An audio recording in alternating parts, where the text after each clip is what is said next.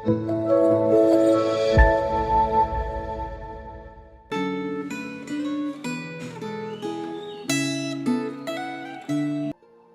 Bapak Ibu Saudara-saudara yang dikasihi oleh Tuhan. Senang sekali hari ini kita boleh bertemu kembali dalam renungan Gemah hari ini. Mari kita bersama-sama terlebih dahulu berdoa sebelum kita membaca dan merenungkan firman Tuhan. Mari kita berdoa. Bapa di dalam surga, kami sungguh bersyukur untuk hari yang telah Engkau berikan kepada kami hari ini, di mana kami akan bersama-sama mau membaca dan merenungkan firman-Mu. Ya Tuhan, kiranya Engkau sendiri yang boleh berfirman kepada kami, Tuhan yang boleh memberikan kepada kami pengertian, sehingga sungguh-sungguh melalui firman-Mu yang kami baca, yang kami renungkan, Engkau yang boleh meneguhkan dan menguatkan kami, sehingga kehidupan kami, perjalanan iman kami, boleh semakin bertumbuh serupa dengan Kristus.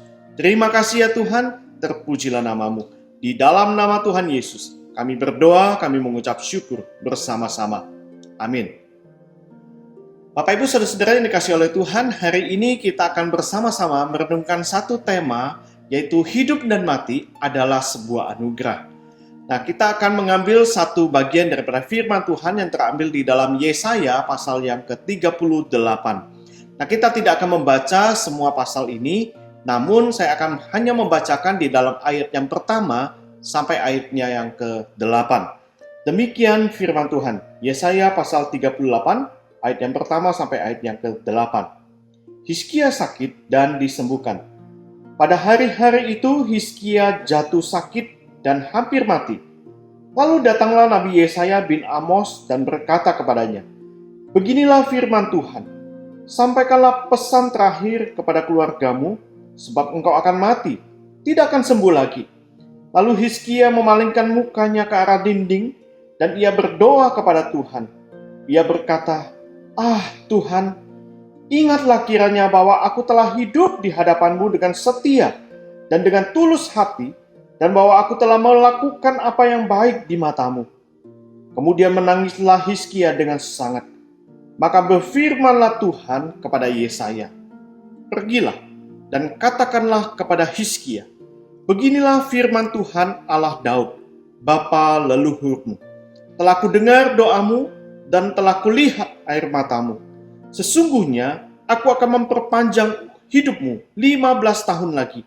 Dan aku akan melepaskan engkau dan kota ini dari tangan Raja Asyur. Dan aku akan memagari kota ini.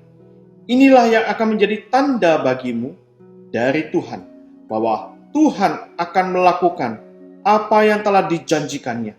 Sesungguhnya bayang-bayang pada penunjuk matahari buatan Ahaz akan kubuat mundur ke belakang 10 tapak yang telah dijalaninya. Maka pada penunjuk matahari itu, matahari pun mundurlah ke belakang 10 tapak dari jarak yang telah dijalaninya." Bapak Ibu Saudara-saudara yang dikasihi oleh Tuhan, ketika kita membaca di dalam Yesaya pasal 38 ini, kita melihat mengenai kehidupan Raja Hizkia, di mana Tuhan berfirman melalui perantara Nabi Yesaya, di mana Raja Hizkia masa hidupnya tinggal sesaat lagi.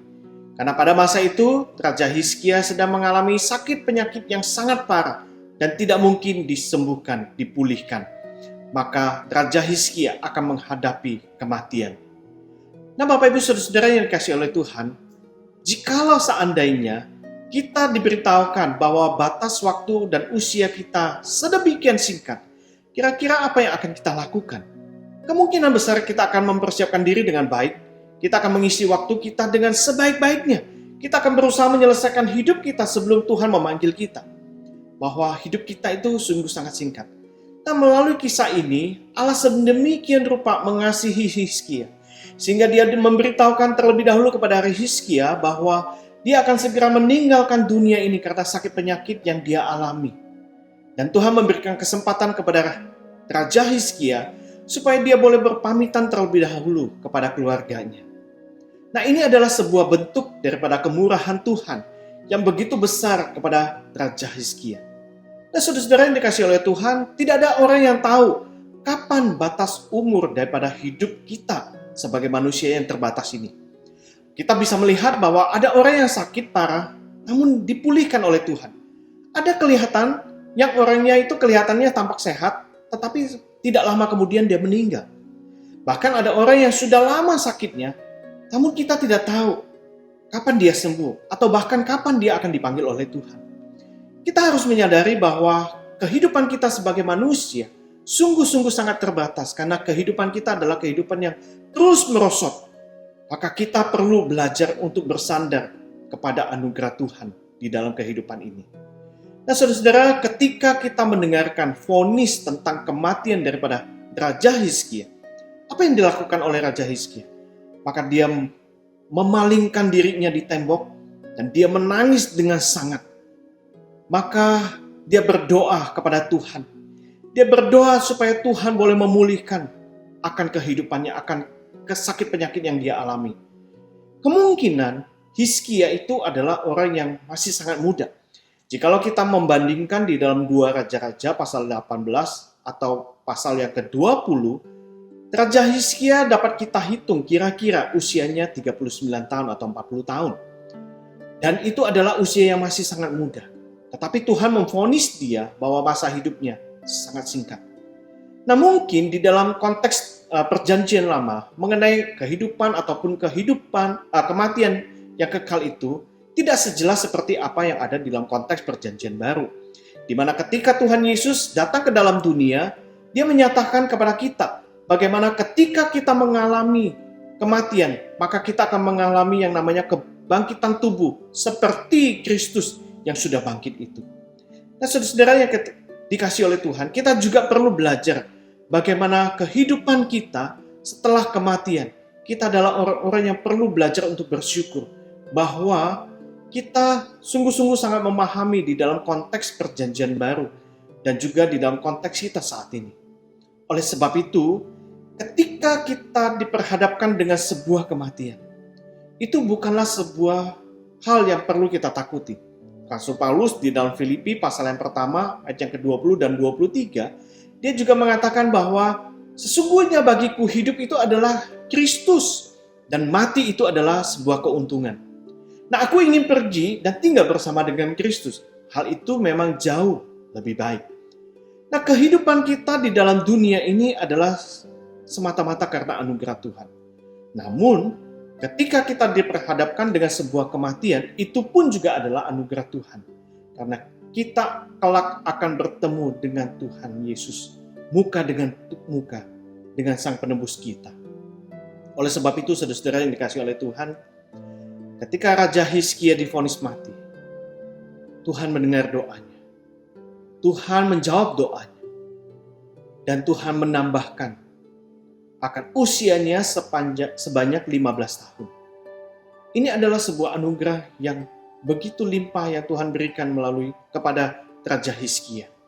Dan bukan itu saja, Tuhan memberikan tanda kepada Raja Hizkia bahwa dia akan dipulihkan, dia akan disembuhkan, dan kota di mana dia tinggal akan dilepaskan daripada penjajahan Raja Asyur.